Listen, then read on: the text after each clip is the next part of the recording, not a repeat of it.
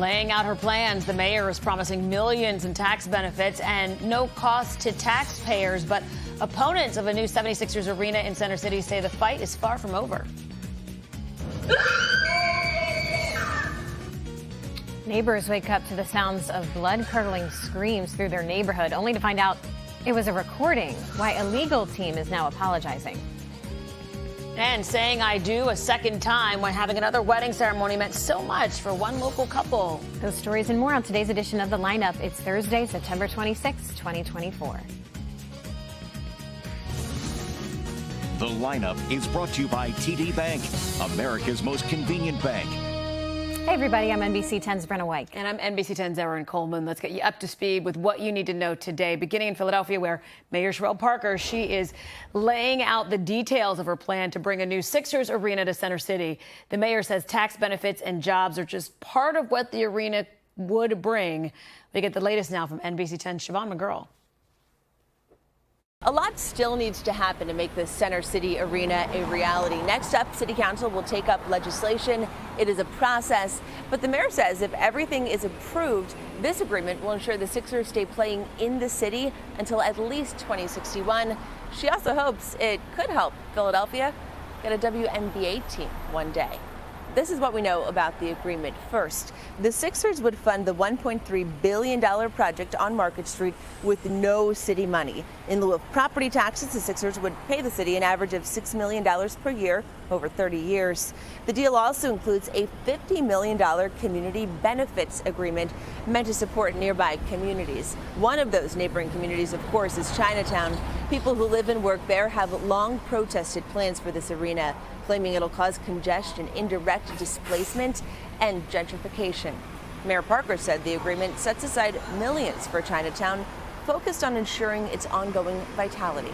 I want a Chinatown that's rich and vibrant. I want the history and the culture to not just survive, but I want it to thrive. Members of the Save Chinatown Coalition released a statement rejecting the mayor's proposal. They want City Council to delay the legislation. Meanwhile, 76 Place developers released a statement as well, saying the CBA will ensure that the surrounding neighborhoods positively benefit. The legislative package required to make all of this happen is now public.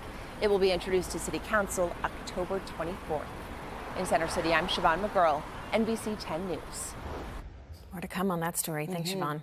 Happening today, authorities are expected to announce the first charges to come as a result of last weekend's chaos that played out in the streets. The DA's office says it is charging a suspect who took part in a dangerous car meetup in the Northeast on Saturday. It was one of several similar gatherings held across the city in the span of just a few hours. Former reality TV star Bam Margera is heading for treatment after his latest brush with the law. He's out of a Chester County prison after a ruling from a judge. Officers arrested him a week ago for allegations of driving under the influence, which led to a bench warrant in Chester County for violation of probation from a previous case.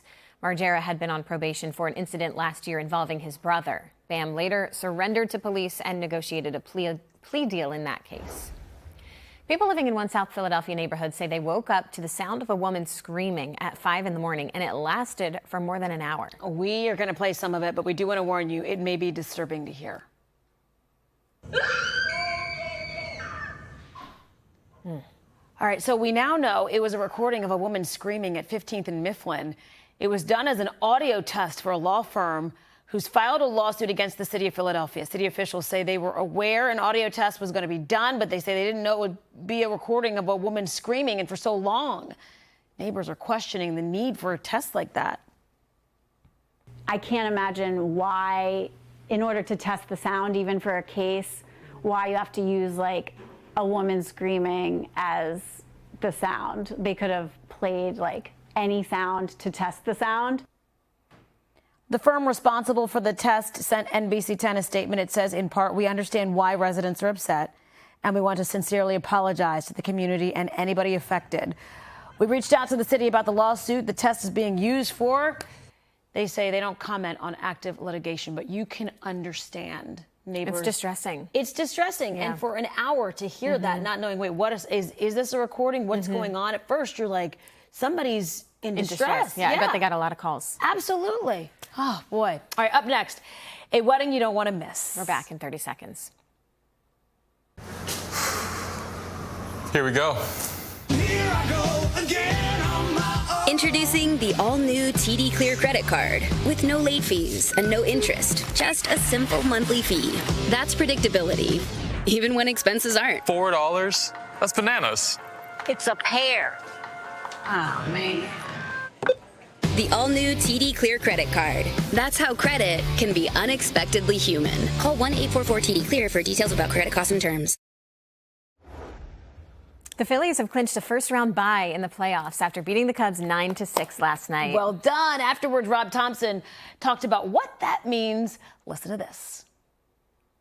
Anything can happen in the playoffs, but this is a really good team. This is the best team we've had since I've been here. I really love this club. I really do. And they're tough and resilient, and they prepare and they compete every day.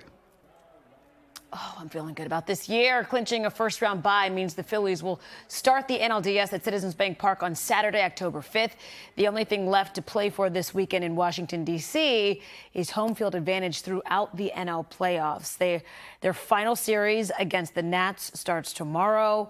We most certainly want home field advantage. Definitely. So, that's huge, especially in the city. Yes. Yeah. Yes. All right. The Eagles going to be back on the practice field in South Philadelphia today. The Birds are gearing up for Sunday's battle with the Bucks down in Tampa.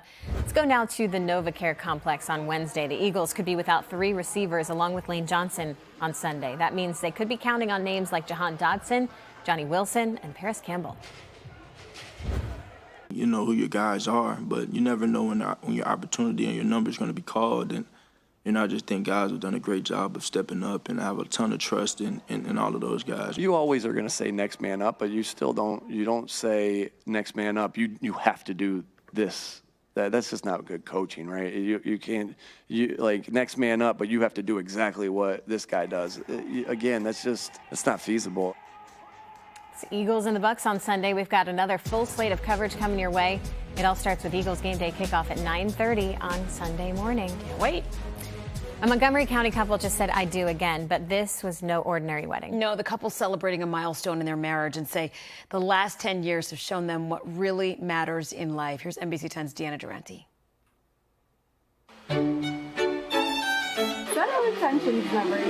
It's not a typical Wednesday for Rachel Herring. It seems very weird, actually. It's weird to be nervous for something that happened 10 years ago. Today, Rachel is getting married again. That's definitely a little bit different, that's for sure. And so's her husband, Brad. I think it means a lot to be here for that, for the family that we've created. I think that in our situation, it's nice to always just do different things. The couple married 10 years ago, traveled and grew their family with 6-year-old Leah and 3-year-old Noah. It was a few weeks after Noah was born. Rachel realized something was wrong. So they sent me to the ER. So I actually found out at the ER that I had stage 4 breast cancer. It just spread to the liver that fast. Which brings us to today. Brad and Rachel have celebrated 10 years of marriage.